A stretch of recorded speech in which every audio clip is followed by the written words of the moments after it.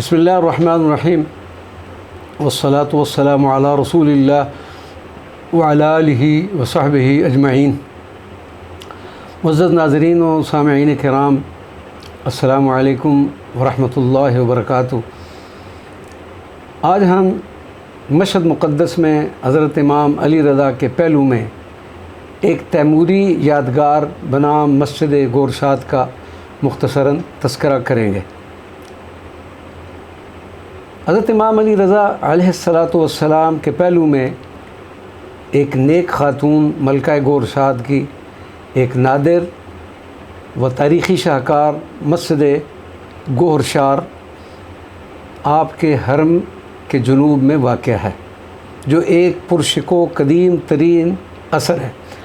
اس کی قدمت تقریباً 600 سال پر محیط ہے۔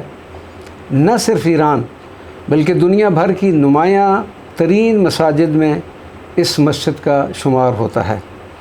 اس عظیم مسجد کی بانی تیموریہ سلطنت کی ایک خاتون جو اعمال صالحہ اور پرہیزگاری میں شہرت رکھتی تھی اور امیر تیمور کے فرزند شاہ رخ کی زوجہ تھی۔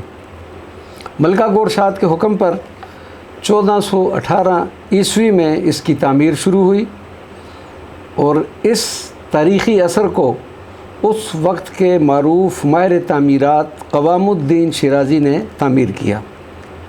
مسجد گورشاد ایک صحن، 4 ایوانوں، ایک فیروزی رنگ کے گنبد، 2 خوبصورت رنگ کے گلدستوں، 70 شبستانوں، 22 حجروں اور مختلف حصوں میں 28 دروازوں پر مشتمل ہے اور شمالی ایوان کے راستے سے حرم مطہر کے ساتھ متصل ہے۔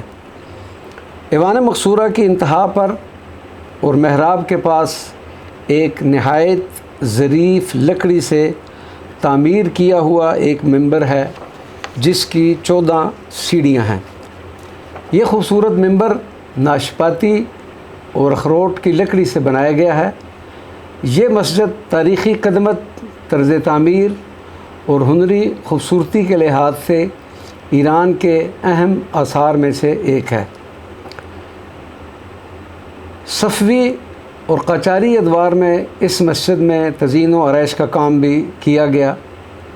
مسجد گورشاد 15ویں صدی کی تعمیرات کا اولین اور اب تک محفوظ شاہکار ہے۔ دوران تعمیر ہونے والے ایک واقعہ جس کا تعلق ملکہ گورشاد اور ایک مزدور کے ساتھ ہے، آئندہ کی کسی ویڈیو میں اس پر بھی آپ کو معلومات فراہم کریں گے۔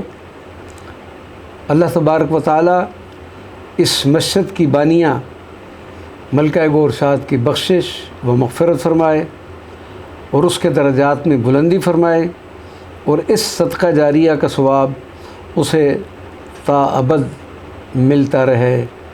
آمین یا رب العالمین، بجاہ سید المرسلین صلی اللہ علیہ وآلہ وسلم۔ والسلام علیکم ورحمۃ اللہ وبرکاتہ۔